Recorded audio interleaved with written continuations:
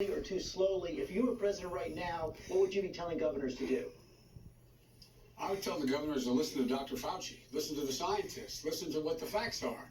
Look, this president has to focus on what's going on here. We're in a situation where there is a great crisis. Dr. Fauci talks about if we open needlessly, open soon, there's going to be needless deaths.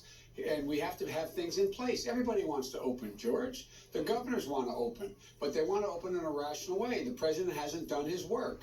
The president hasn't done what he's supposed to do. He hadn't provided the materials. He hadn't provided the. I mean, this is ridiculous the way he's talking about. You heard the president yesterday. This is not politics. This is life. The president said that he has met the moment on testing and prevailed on testing. In your Washington Post op-ed yesterday, you accused the president of lying about that when he said anyone who wants a test can get a test. He repeated that at the press conference yesterday. The truth is the truth, George. Anyone can't get a test around the country. Granted, more tests are coming forward, but look, this needless complacency that the president has engaged in from the very beginning. He knew about this crisis all the way back in January and February. He's been incompetent the way in which he's responded to it. We have 80,000 deaths. We have more deaths. We have more of the virus than any nation in the world. What's the story here? I mean, come on. This is just fantasy land what he's talking about. Mm-hmm. I do want to ask you about Michael Flynn, the former National Security Advisor to President Trump, and the move by the Justice Department last week to dismiss the case against him for lying to the FBI. The president said yesterday that that move is justified because President Obama targeted Flynn. He called it, quote, the biggest political crime in U.S. history. Your former Senate colleague Charles Grassley has added that Flynn was entrapped and asked on the Senate floor, what did Obama and Biden know? When did they know it? So what did you know about those moves to investigate Michael Flynn, and was there anything improper done? I know nothing about those moves to investigate Michael Flynn, number one. Number two, this is all about diversion. This is the game this guy plays all the time. The country is in crisis. We're in an economic crisis, a health crisis. We're in real trouble. He should stop trying to always divert attention from the real concerns of the American people. The American people are worried with good reason. He has acted irresponsibly from the very beginning. He continues to act irresponsibly. He hasn't done his job. This is all about diverting attention from the horrible way in which he has acted with what he did. We don't have coronavirus because of him, but we have the devastating impact of it because of his lack of a policy, his lack of action. It's all about diversion. I do want to press that. You say you didn't know anything about it, but you were reported to be at a January 5th, 2017 meeting where you and the president were briefed on the FBI's plan to question Michael Flynn over those conversations he had with the Russian ambassador Kislyak. Now, I thought you asked me whether or not I had anything to do with him being prosecuted. Okay. I'm sorry. I was aware that they had asked for an investigation, but that's all I know about it, and I don't think anything else. Look, think about this. Can you imagine any other president of the United States focusing on this at the moment when the country is just absolutely concerned about their health, the health of their children, the health of their families, the health of their...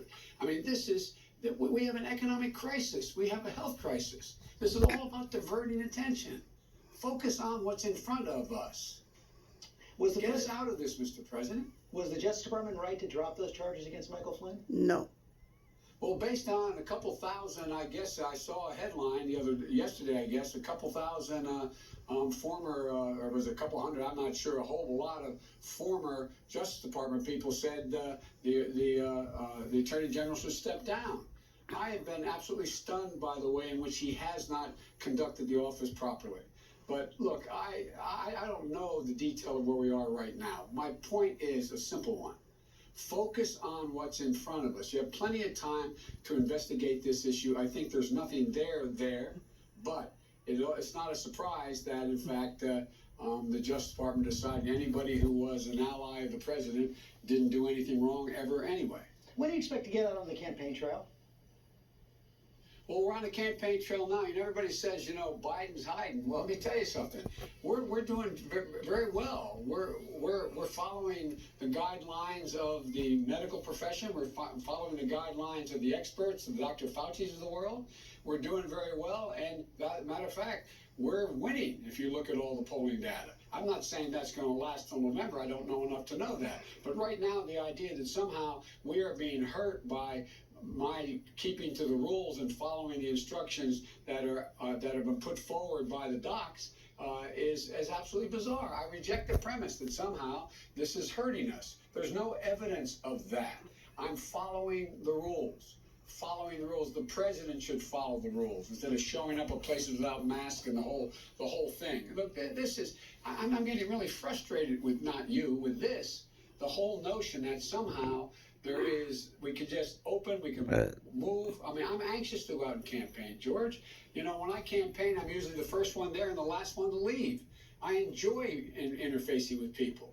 I'm not trying to avoid it, but I'm trying to set an example as to how we should proceed in terms of dealing with this health and economic crisis. Finally, Mr. Vice President, No damage so far that I can see. On these allegations from Tara Reade, I know you deny them, but you've also said that women should be believed. So what do you say to Americans who believe Tara Reade and won't vote for you because of it?